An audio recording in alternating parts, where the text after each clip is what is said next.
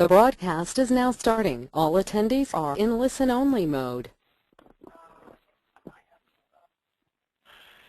Hello and very warm welcome to this special webinar entitled How to Free Up Accountants' Time and Increase Capacity. And it's a topic that's extremely relevant to accountants at any time of the year, wherever you are in the world. And we've got accountants joining us today from all around the world, so delighted to have you on the line today. My name's Colin and I'm an accountant. I'm one of you. I've over 25 years experience in this profession, 9 of which I spent in one of the fastest growing accounting firms in the United Kingdom, and then since then consulting to and training and coaching accountants on 3 continents. For those of you who don't know me, I'm an owner and director of the Proactive Accountants Network, and my main focus here as Chief Innovation Officer is on the creation of content and products and applications for accountants in our network. And as of right now, we've got a team of 45 working with me on those projects, and we're creating new content on a weekly basis. So check out my blog, colindunblog.com. I update that on a regular basis, and I hope you'll find some useful information there as well. For many of you on the line today, you'll know my business partner, Rob Nixon.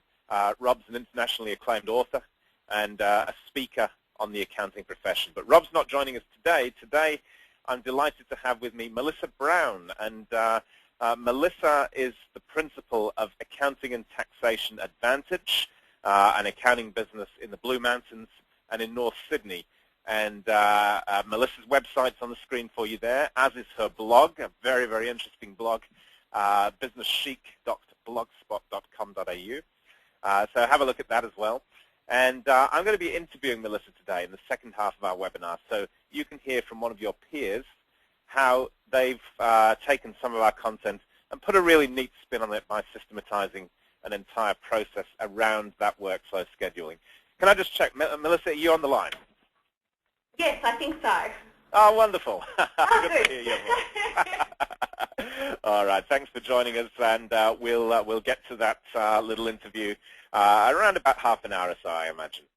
No problem. So before we get to Melissa then, let me explain how this webinar is going to work today. So first of all, some rules for you.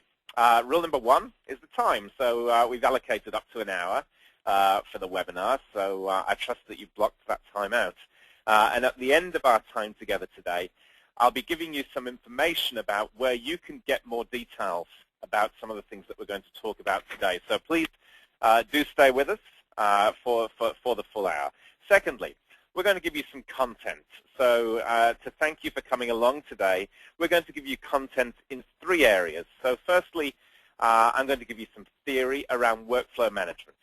And theory that will really help you with creating some capacity in your team and freeing up the time that it's taking to do certain processes.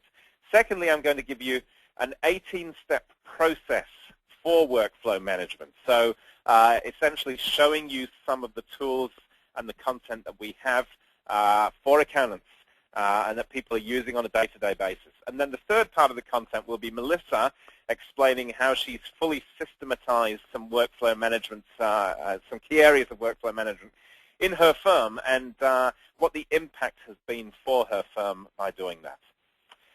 The style of the webinar will be interactive, and so you'll see there's a little chat box there. At various times during the webinar, I'll be asking you some questions, and we'd really love it if you'd type some responses in there so that we can tailor the webinar specifically for you. Number 4 is a promise, and the promise, just to reiterate, at the end of the webinar, I have an offer for you, and I'll go over that so that there's something special for you. If you stay around for the webinar, we'll show you where to go to get that. And then finally, a question. So the first of our questions, which I mentioned there.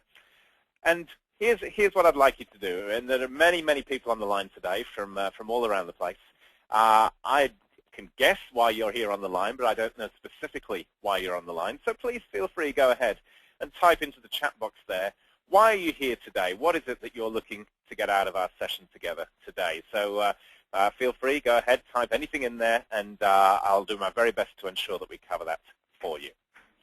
So as you're doing that, let me explain how some of our content fits together here. And so in our business Proactive Accountants Network, we essentially do three things. So we work exclusively with accounting firms. And what started out as a coaching business, and we certainly very much continue to offer coaching to accounting firms. We're coaching around about 300 firms right now.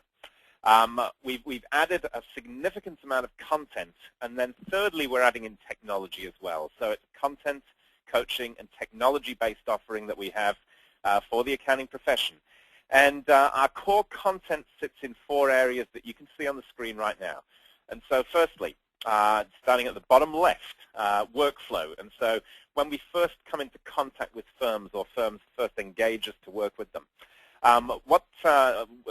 what we get very, very focused on right up front is workflow. So workflow management around WIP and debtors, productivity, write-ons, so getting rid of write-offs, systems, technology, helping you price up front, and then looking at your policies, procedures, and the efficiency model that you have in place.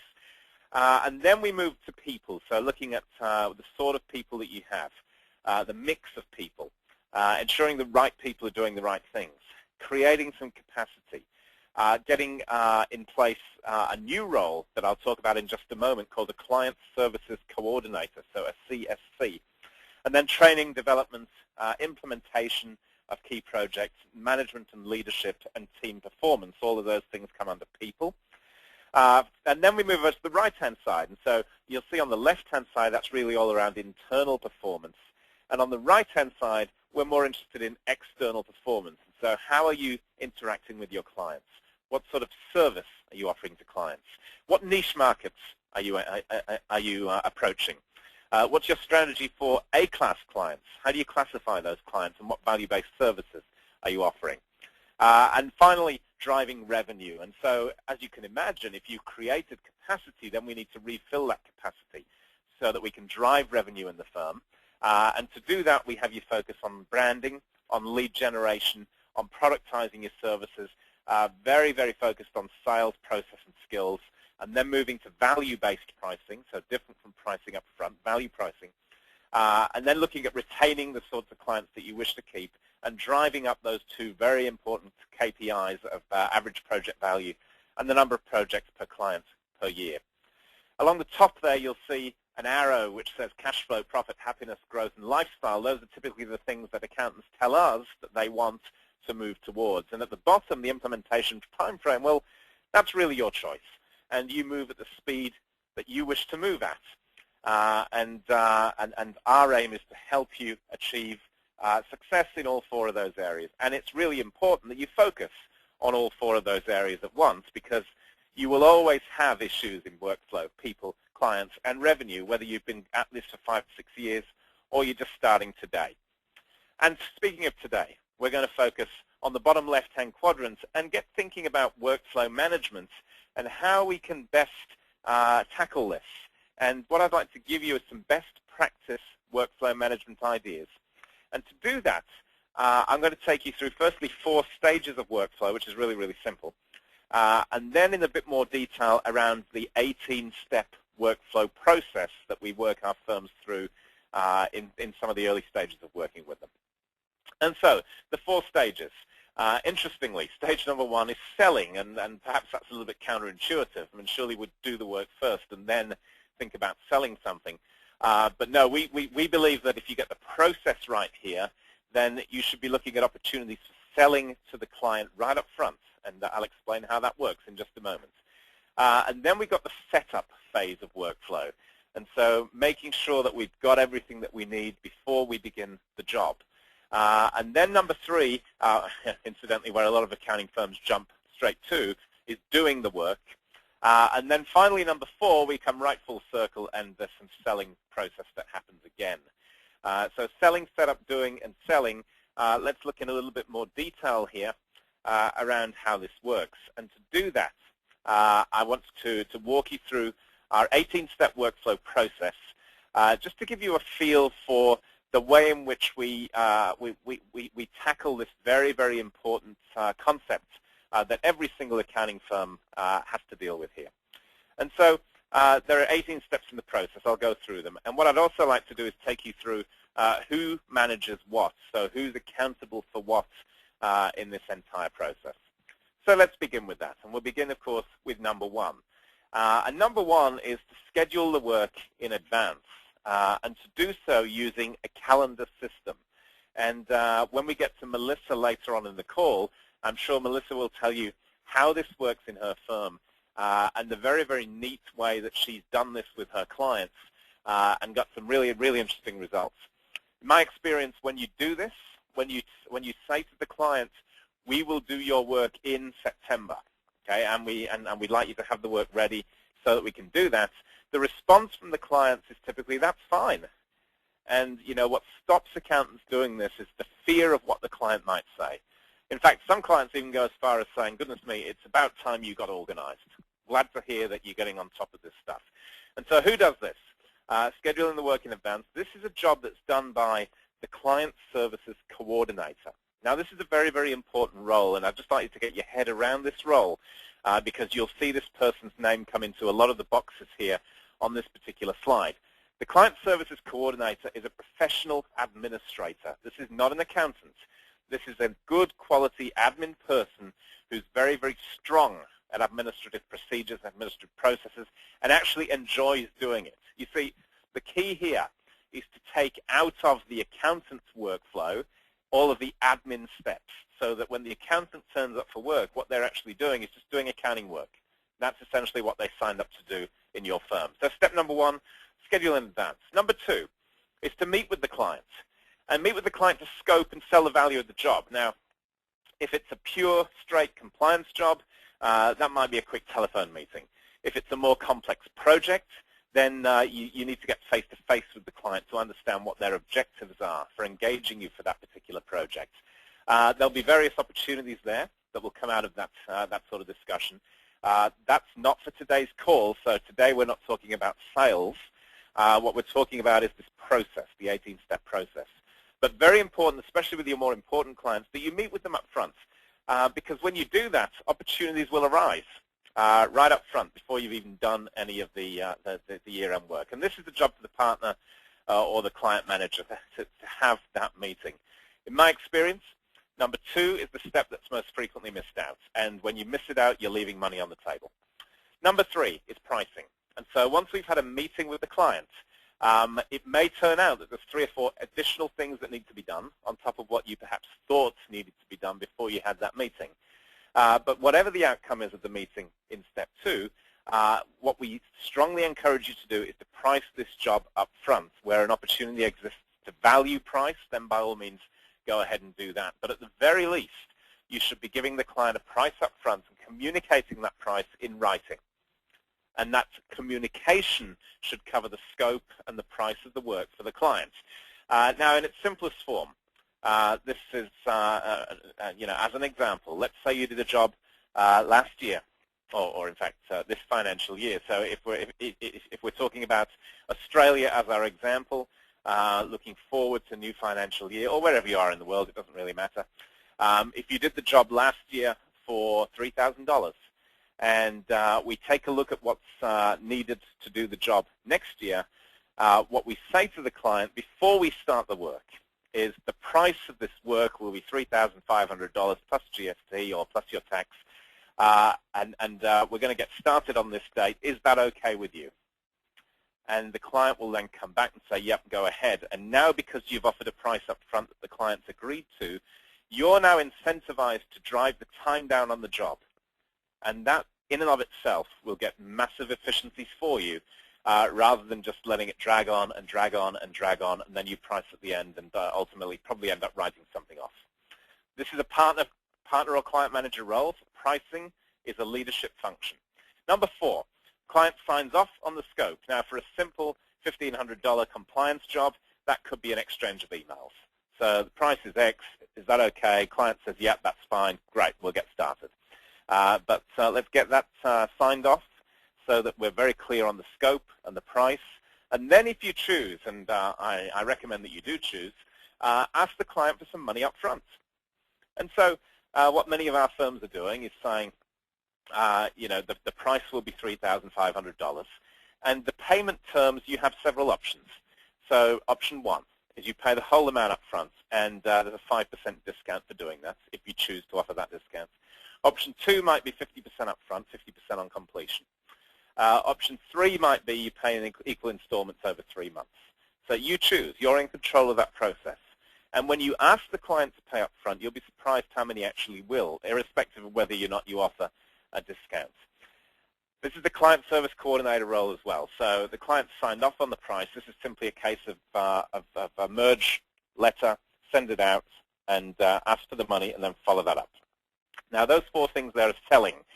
And so when I said selling is the first part of the process, what you can see there, I hope, is that by scheduling the work, meeting the client, pricing, and having them sign off and deposit some money on your bank account, you've already sold that job right up front before you get anywhere near doing it. And so let's not miss out these important things. Next one, number 5. This is when we start to get ready to do the job. And so next thing we need to do is send a checklist and gather the raw materials. And this, again, is a role for the client services coordinator. Client service coordinator sends out a checklist. This is not some 28-page document. It's a succinct checklist that clients will complete and will enable you to gather the raw materials that you need to do the work. Number 6, check everything's received. Well, if you send out the checklist and it's simple and intuitive enough, with a little bit of training, a good client services coordinator can go through and tick off that everything's been received that you've asked for to get started for the job. Number 7 is contact the client for any missing information. So if we've asked for 15 things, we've only got 13 of them.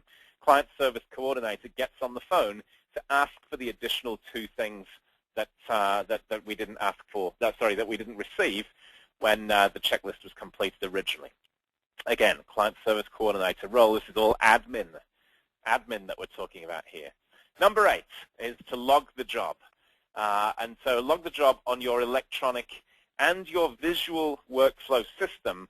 Again, this comes down to the client service coordinator. And let me just take a second to talk about the visual workflow system. What I'm talking about here is a big whiteboard. And what we find as we work with our members is that when we walk into firms and we see big whiteboards all around the walls with jobs on them and progress written on those and meetings being held daily next to those whiteboards, that has a massive impact, a significant impact on the way in which the workflow flows through the system in your place. And it also puts some serious accountability around the workflow management as well. Number 9. A draft internal team budget, maybe not the final internal team budget. What we're looking for here is the hourly budget to be given to the team, so your accounting team, to do this particular piece of work. And the reason the client service coordinator can do this is we already know what the price is. And so if the price is $3,500 and you have an internal target to recover $200 per hour, then the hourly budget for this job must be 17 hours or less. And so based on what it took last year, and based on what we believe we can take out through efficiencies here, and by being very, very focused on getting all the information before we start the job, the client service coordinator can come up with the initial internal team budget in hours. Okay, the initial one. Next, setting up the electronic work papers. So the basic data entry required to do that. Once again, this is a client service coordinator role. So there's nothing here that a good admin person can't do. Accountants, you're wondering, where do we get in here? Our jobs have been taken away from us. Don't worry, you're coming up soon. Number 11, challenge the hours budget. So reference back to point 9, the internal team budget in hours. Now in point 11, what we're going to now do here is to challenge that budget. And so client service coordinator says this is a 17-hour job. Then what we want to see happening is for the client manager and potentially the accountant and the client service coordinator to get together here and say, well, how could we actually do this job in, let's say, 15 hours? Okay, so challenge that hours budget and lock in the maximum time that you're going to allocate to this particular job. And team, you're going to be amazed. You'll be amazed at the efficiencies that you get through this sort of process. Number 12 is to allocate and explain the job to the person doing the work. This, again, is a client manager role. Client manager needs to explain the job right up front. This is not a detailed lecture. This is a brief overview this is what's happening. Here's the hourly budget. The accountant doesn't need to know the fee agreed with the client even. All they need to know is here's the scope and here are the hours available. And all of that is set up. So steps 5 to 12 are setting up the job, getting ready to go. You know, systems are so important. And interestingly, what these systems will help you do, and what Melissa's going to talk with you about as well, even more so in even more detail, this will not only drive efficiencies in your firm, but it will significantly lift the level of client service that you get as well. And so if you just think about one KPI of turnaround time, you can significantly shorten that time by following this 18-step process. Next, 4 steps in the doing category. Now, many accounting firms, when I walk in, I see what happens. We jump straight to number 13. So somebody goes and grabs a job off the shelf and starts doing it. So notice there are 12 steps before we get to doing the job. And also, as part of doing the job, there's something else that we need to do as well. And what we've called that here is looking for awesome 8 opportunities for this client. And let me explain what that is. So grab a pen and paper. I've not got a slide on this, but you might want to write down the awesome 8 opportunities that we see for any clients that you have. And so firstly, what opportunities are there for this client to grow? So looking at revenue growth opportunities. Secondly, what opportunities are there for the client to improve profitability? Number 3, how can we help this client improve its cash flow? Number 4 is all around asset protection. So what could we do to help this client protect their assets? Number 5, how can we help this client with a succession plan or ultimately selling their business?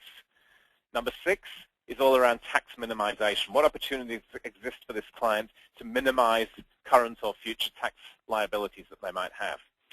Number 7, how can we help this client financially retire? So if they chose to, they don't have to come into work. So what can we do to help them with that? And I'm sure you're getting the picture. A lot of these things are interlinking.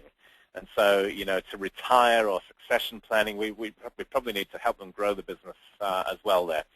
And then finally, number 8, once the client's done all of that, what sort of legacy do they want to leave in their community, and how can you help them with that? And so 8 areas there where I think, you know, with every single job, if you had a brainstorm around growth, profit, cash flow, asset protection, succession and sale, tax minimization, ability to financially retire, and then what sort of legacy does this client want to leave? Imagine the opportunities that would come out, and imagine the difference you would make within your client base to your clients. And the flow on from that, of course, would be imagine the dollars that you're now picking up off the table and putting through to your bottom line.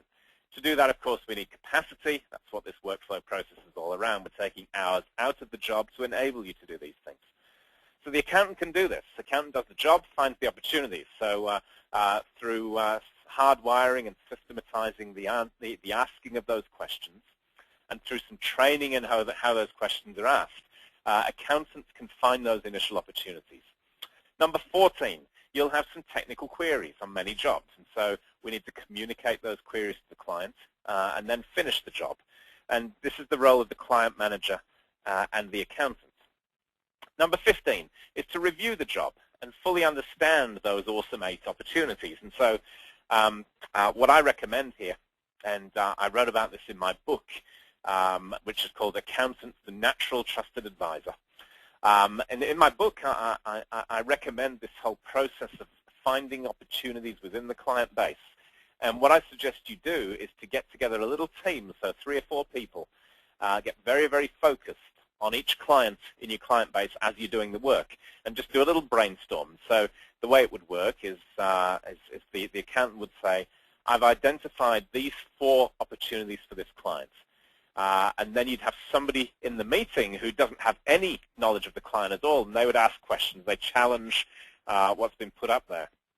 We look at the numbers, and more opportunities pop out there as well. This helps you fully understand the opportunities that exist for this client. So clients and accountants, plus if you choose a couple of extra people in your firm as well, that can work really, really well. Number 16 is a pure admin function, so printing, collating, binding, preparing the invoice, and then filing. Of course, this is a client service coordinator job. I don't want to see any more managing partners attempting to use the binding machine. We've had enough of that. So those 4 areas there, that's the doing. And so we've been pre-doing, we've done selling and setup, we've got 4 steps in doing. We have 2 more steps in our 18-step process, and they fall over into selling as well. So back onto selling. Step number 17 is meet the client. And when we meet the client, we need to present the job and explain the new ideas and then sell the next job. And you know, what I see happening all around the world, and accountants around the world have got all exactly the same issues, because of time pressure and because of perhaps a lack of skill in interviewing the client and perhaps a lack of confidence in some of the additional services that we could offer to the client. Too many accountants take the easy option. So we do the job, we bind up the accounts, we stick them in an envelope with sign here stickers on them and put them in the post. Well, you're not doing the client any service there whatsoever.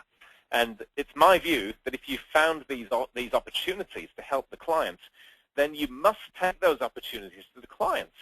And if you're not doing that, I don't think you're doing your job properly.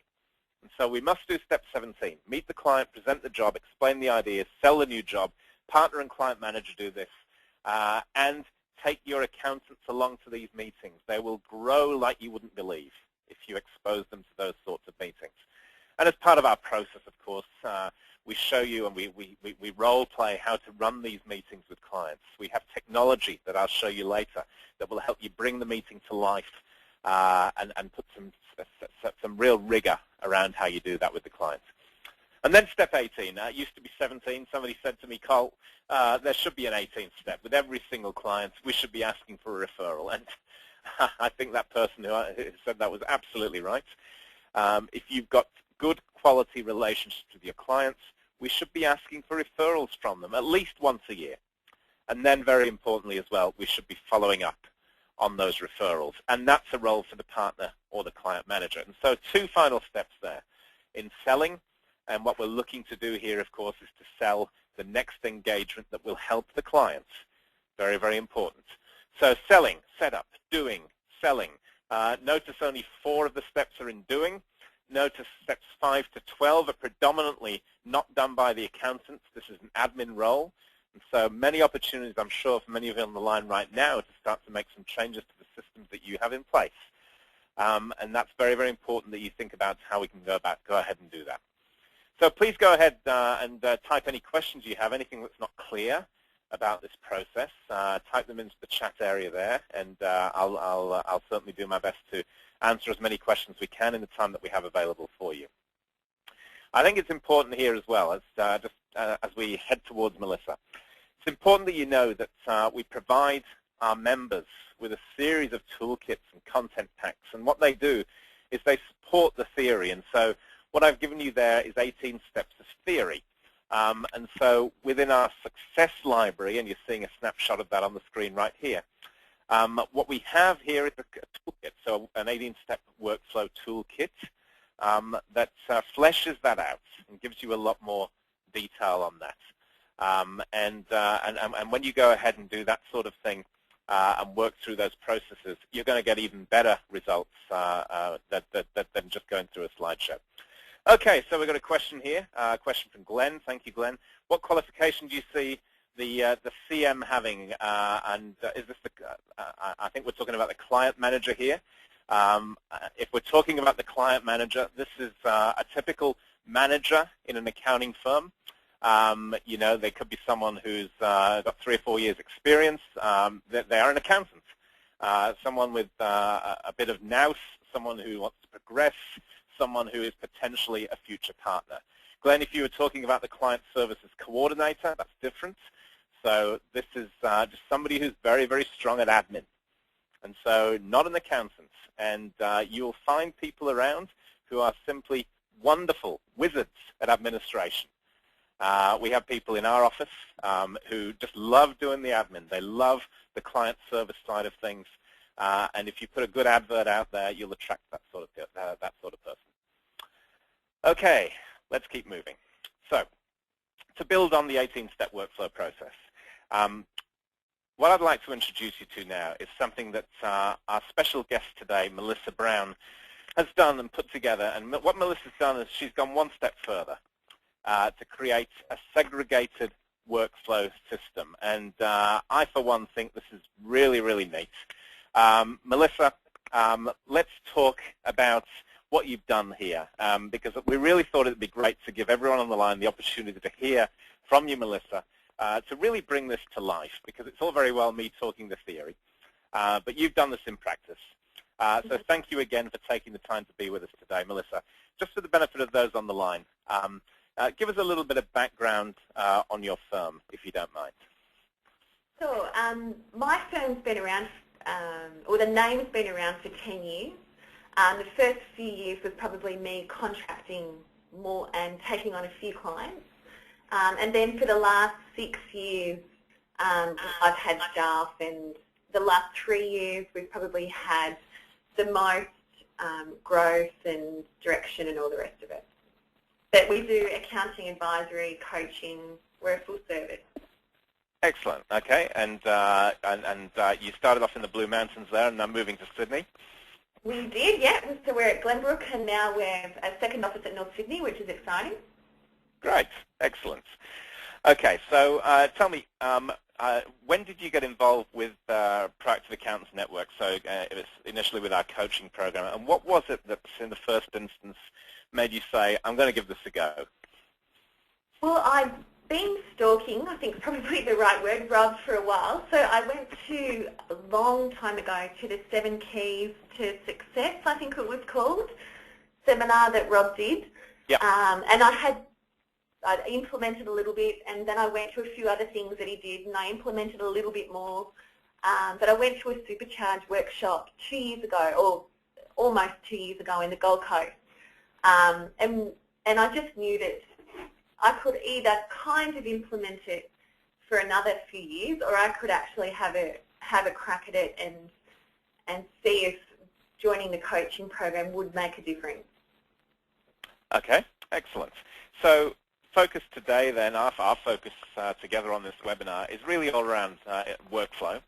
And so tell me, what were some of the first issues that you encountered in that area, and what was your approach to address those issues in your firm? Well, one of our issues, and I know it's the same issue that a lot of accountants have, is that we had this enormous bottleneck, from August to December, where everyone's throwing their work at you at once. You don't really know when the work's coming into your office, and you want to tell people that, well, at the time we had 6-week turnaround time, and it was just impossible to do because you didn't know if you were going to get one job in or if 20 people were going to come and bring it in. So that made it really difficult we really wanted to do a lot of value-add work, and we really wanted to help our clients in other ways, but we felt like we were really unable to without getting on top of the compliance work. And so how did you approach that? What did you do differently?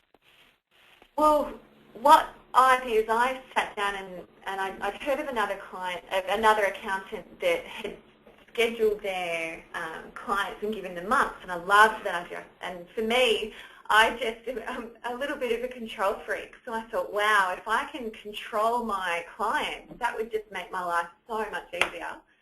So I sat down and came up with this system where each client would get a tax month, and we would guarantee that if they brought their work in at the start of the month, that they would have their AGM by the end of the month. And for me, smoothing that work just meant that I could schedule holidays, how many hours the girls were at capacity of, so I made sure that they were no more than, say, 70% capacity. So I knew I had capacity built in then to do the value work. Yeah, exactly. And I think you've been very smart in how you've done that, in that you can control all of these changes that you make in your firm. And Melissa, as you rightly say there, in most accounting firms, it's the clients that control workflow. And one of the first things we've got to do is to change that. And so absolutely, it's like the lunatics running the asylum. You've just got to walk around and take that control. And it's just the stress that is removed when you know when the work's coming in, and it means that if someone rings up and is freaking out and they're going for a loan and they need their stuff done instantly, you know you've got room for it. So it removes stress. So let's just clarify for those on the webinar today. So what you said was you give the client a month. So how do you do that? How do you communicate that to the client? So and we're just doing it at the moment, we're about a week late. In May, we send out a letter to all of our business clients over a certain value and let them know that the tax month, the end of the financial year is looming, and we explain the system very briefly in our letter now because most of our clients have been through it before. The new clients get a different letter because they've never been through our system. And at the end of that letter is the client's tax month, and it has the date that they have to bring their work in. Obviously, we build in a lot of reminders and other letters that go out before that month. And we just say to the client, if for any reason you're not happy with that month, if you can get in touch with us now so that we can scurry around and move clients. But if you get to, say, August and you're in for November and you need your work done, then of course let us know and we can move your tax month. So it's not set in stone, but if we can, this is our preference. Okay, all right. So you said new clients, you've got a slightly different process. So how do you deal with them? Well, you've got to educate them. So clients have either never had a business return done before or they've come from another firm. So they get a different letter. And whenever they come and meet with us, we've already explained the tax month system anyway to them. Because it's a selling point for coming to our firm, and they're looking for the letter in May, June, and their letter's just a little bit more detailed as to this is why we're doing tax month, and then what to expect. So theirs is kind of a two-pager as opposed to a one-pager. Right. Okay. And I can imagine that is a real point of differentiation for you when you're talking with potential clients, and so. Absolutely. What sort of comment do you get with someone who's coming from another accounting firm? Well, often they look at you and they just say, well, that makes sense. And they just get it. It's funny how many clients you talk to that they say, well, of course you'd need to do that because otherwise you'd get your work all in at once. So the clients actually get it. Or the comment that I had from a client recently, a law firm that I went and saw, was that, oh, well, you're obviously running a business. So there you go. It was they understood that we were running with best practice straight away. So absolutely, yeah. And you know, I think you coined it beautifully there, Mel, in that we're running a business here, and if we one little catchphrase that we have. That we use is, you know, if you're going to be the advisor to businesses, then you should be running a better business than your clients. And absolutely. I think that you can't have the credibility of sitting opposite a client and telling them what they should be doing if you're not running best practice yourself. Couldn't agree more. Couldn't agree more.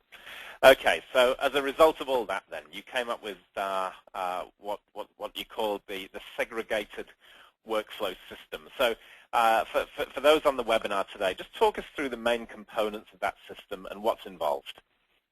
So the system is basically it's a turnkey system. We try to make it as simple as possible that you can just take it and run with it. So it's got a capacity calculator in it, and that's just a fancy word for where you can pop in all your team, you can pop in their hours, you can pop in when they want to have holidays or when the office has been closed, and you can work out what capacity or the number of hours that you've got available each month. And from there, we tell you how you can do this, obviously, in the system, but you can then put the clients in to the month or allocate the clients to a month knowing how many hours that you've got available. And the system also gives letters that you would give to clients explaining what the system is and how it's going to work. And for us, we put upfront pricing in at the same time as segregated workflow. So we've got another letter in there that says, right, we're doing both and this is why we're doing it. Plus, when you get to the tax month, there's obviously systems and letters that you would send out to your clients at that point. And the system involves all that, includes all those letters as well. Excellent. Okay, so essentially what you've done there is, if we think back to the previous slide, and the first 4 steps there on selling, you've completely systematized that whole process. Absolutely. Yeah. Yeah. There's everything that you need to do this is in that package. Yeah. Plus access to us, of course, who've already run ahead and done it and worked out what all the bugs are. So. Yeah, and I think that's very important as well. Just for those listening in on the webinar, please feel free to type any questions that you have for Melissa, and subject to time constraints, I'll make sure that I ask Melissa so that we can get an answer on those questions. Let's keep going, Mel. So we talked about new clients and how they respond, and you can imagine a new client coming from another firm saying things like you articulated there. But what about your existing clients where you've been doing something a different way for many, many years and some legacy issues there? So how did they respond? Well, when we first introduced it, we sent the letter out, and it was a very detailed letter, but we also made sure that either I went out and visited all the A and Bs, I or my accountants went out and visited or phoned them to let them know that this letter was coming and this is what it was all about. And if we felt there was any sort of concern at all about the system, we went and visited them and reassured them that it was okay. So some of the clients were a little bit unsure, maybe 10%, but the overwhelming majority were completely okay. And it was funny. I had a client ring me and say, hey, I was at the pub and they were talking about a tax month and I didn't get one. Okay. I said, well, you're not quite, people over a certain dollar value are in the tax month system, but of course if you want to be included, then you can come and have a chat to us and we can work out how to, make sure that you get included. So that was funny. That's right. You can always pay a little bit more if you choose to do that. Exactly. Yeah. So a couple of questions. Is it okay, Mel, if I just ask you some questions that are coming through here? Yeah, of course. Okay. So we've got a question from Brian. So Brian says, how does a small 2-professional practice with 1 admin person undertake this workflow process? So how do you answer that what's the size? 2 professionals, 1 admin person.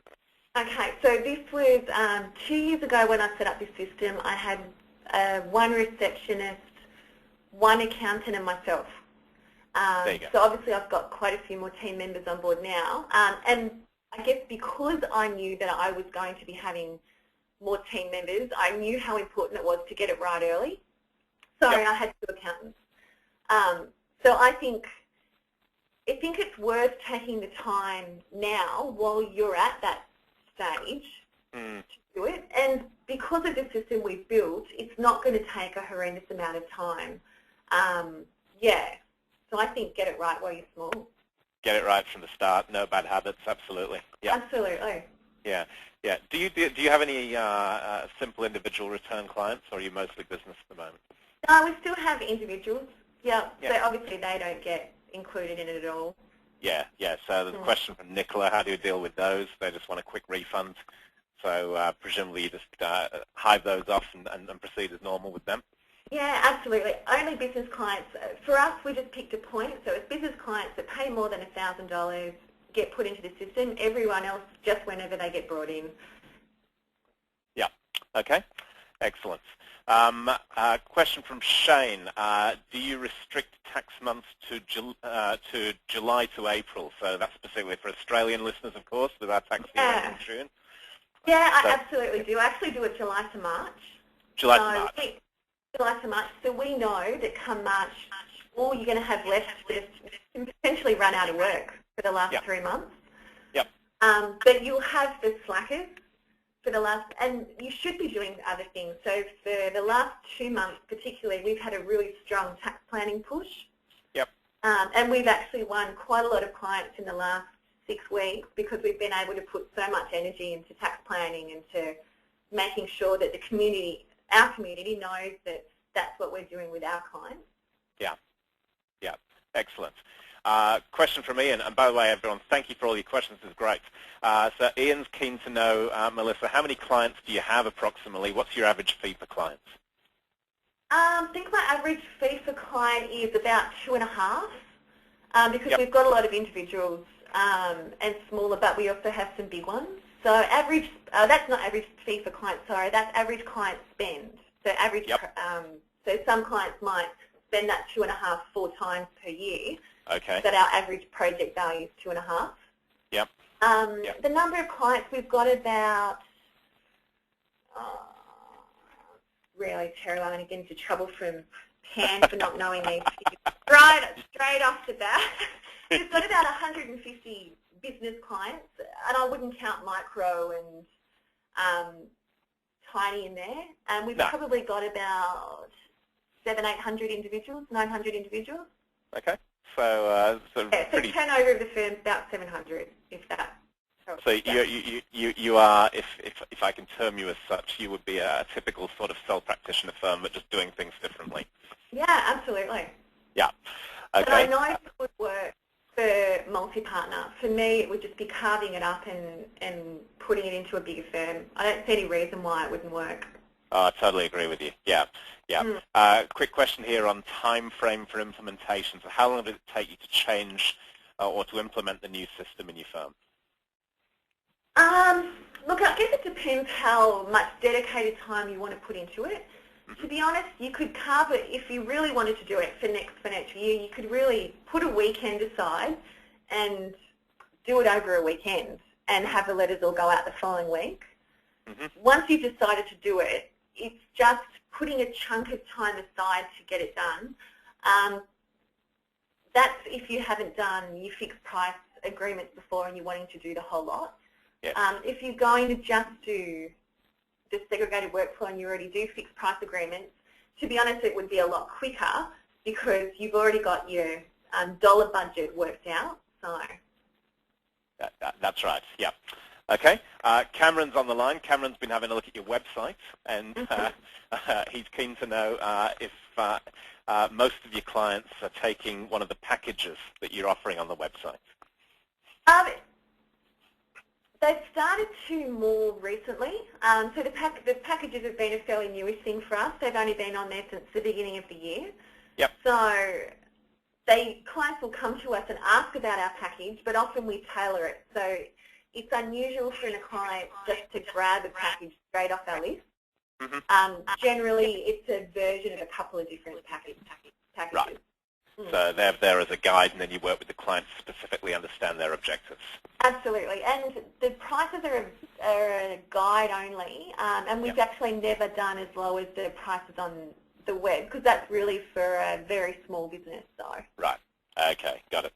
Okay, so I've got a few more questions, just to wrap up, if you will. So, to what extent is the system you've put together here independent of you personally, Melissa? I have to do some work once a year. I know, it's terrible. So I have to look at it and make sure that the pricing's right because I'm the one that obviously sets the pricing. So I go through and put that in. Generally, one of my accountants helps me with just making sure that that's right, so someone else just casts their eye over it. I've got people into pretty much the month I want, and as we go through the year, we keep a separate tab to say any new clients, when they typically get their work done, and clients that have asked for different tax months, so that this time of year it's really easy just to throw them into a month. I'm not having to rehash it. But during the year, it requires nothing from me. It's all done by my CSA, my client services assistant, who's a 19-year-old, and she just runs it brilliantly. There you go. Okay, excellent. A couple more questions coming through here. A few questions about the actual system that you use. We'll get to that in just a moment. So David, Joshua, Ravi just told there, and we will get to that. Sarah has a question. How do you break into an established company with about 5 accountants, 2 accountant systems fixed in their ways? So I'm assuming we're talking about the accounting firm itself here. You probably didn't have that issue, Mel, did you? No, oh, yeah. I think that the answer to that probably not, she probably already knows the answer.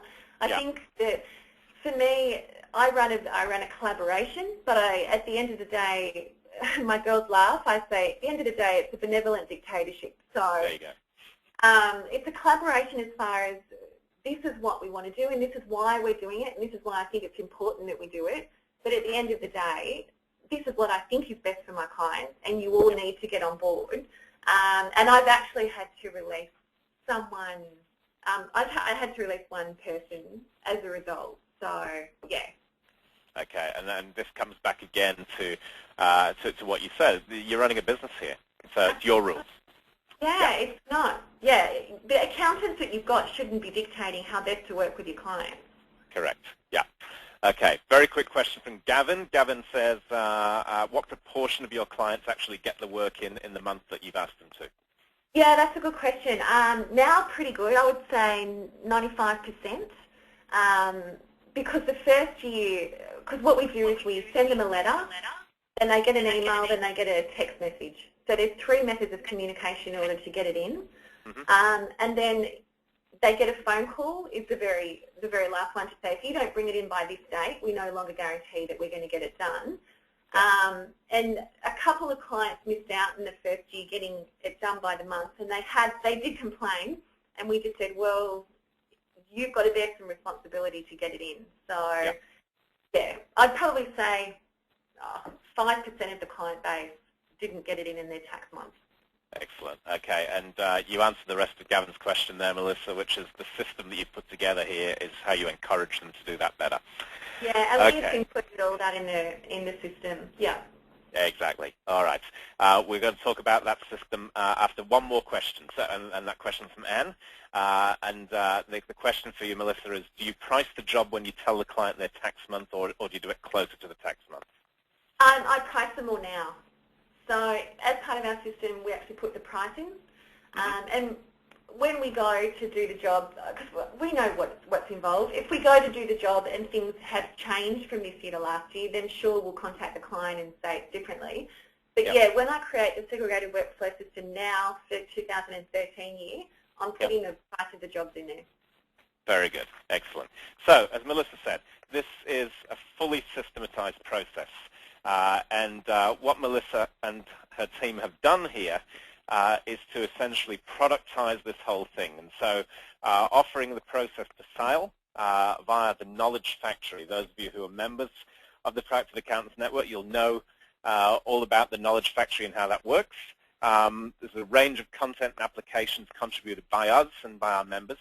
And so the idea here is that if you've got a particular issue in your firm, you've always got a make or buy decision. Do you make your own or do you buy something?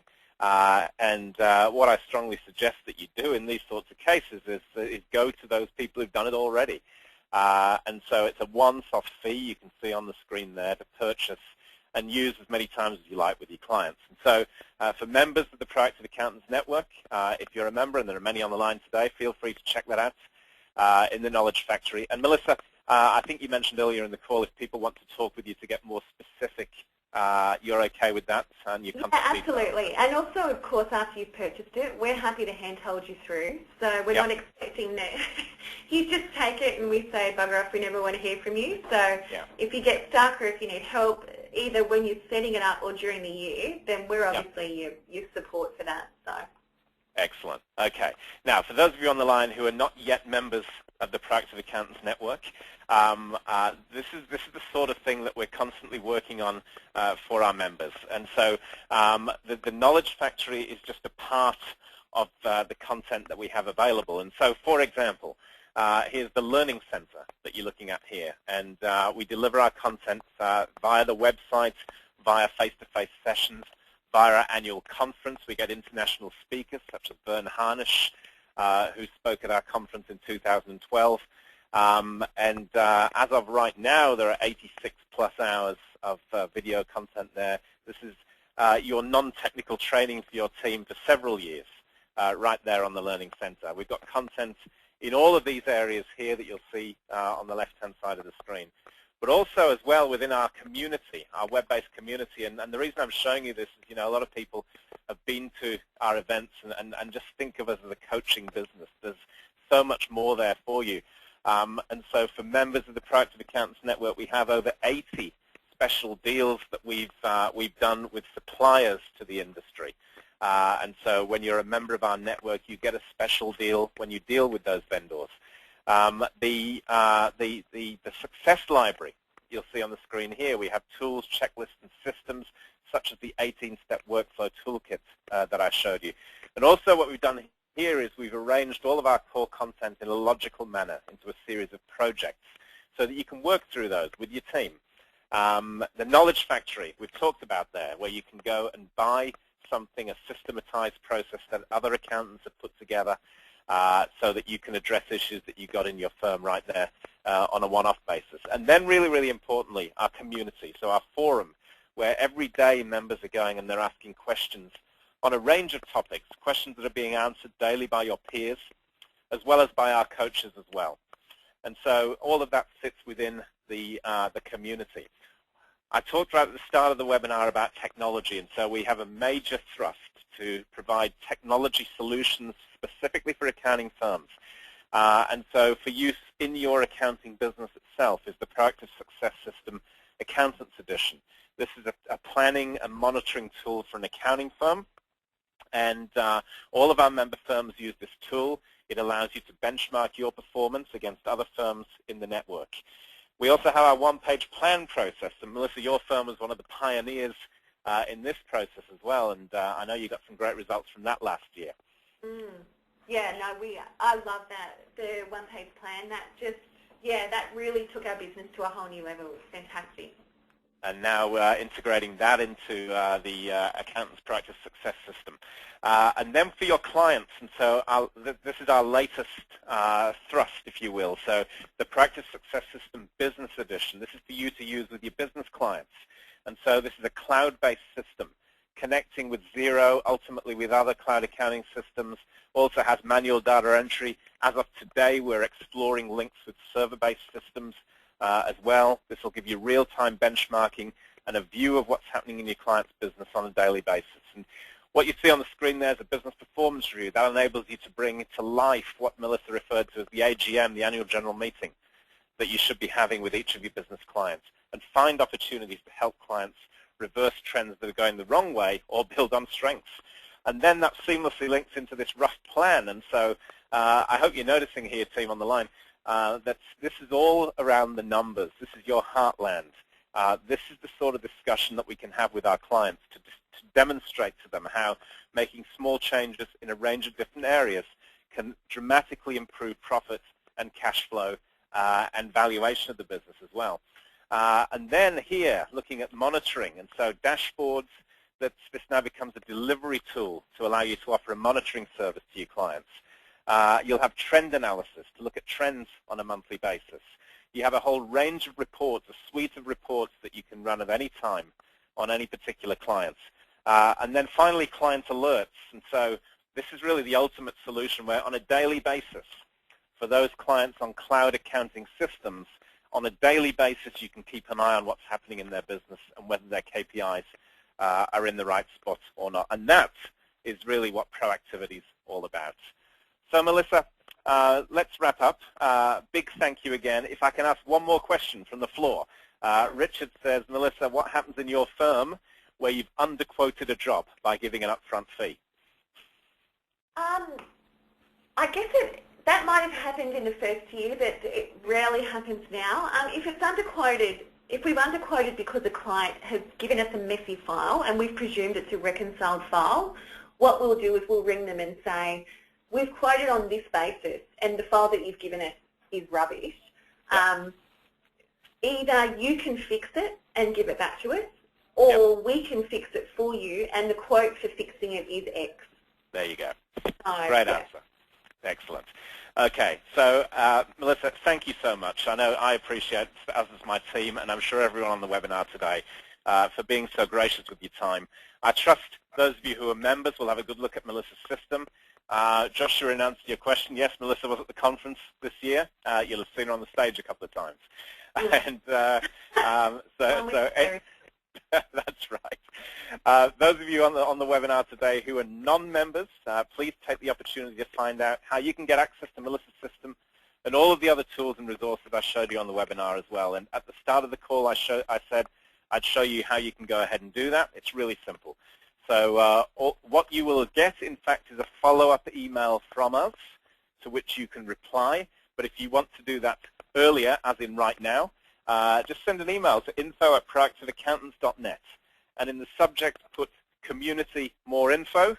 And when you do that, one of our expert state managers is going to take you through how our discussion today relates specifically to your firm. So info@proactiveaccountants.net, just type in community, more information. We've had over 300 people on the line today, so if you want to be one of the first to have that discussion specifically on your firm, please send that email, or alternatively, you can, of course, wait for the email that you'll get from me to thank you for being on the call. Melissa, thank you once again. It's been great. And thank you, everyone on the line today. It's great to spend that time with you. I've had a lot of fun. Melissa, I hope you have too. Absolutely, and I would say, just to follow Cole, that if people want to have the same result as what they did last year, then just keep doing what they're doing. But if they actually want a different result, then get in touch and do something differently. Absolutely, great advice. All right, so until next time, everyone, we will see you soon, and keep that focus, and as Mel rightly says, do something different. It's time to change the world. Till then, bye-bye for now. Thanks, Al. Thanks, Melissa. Bye.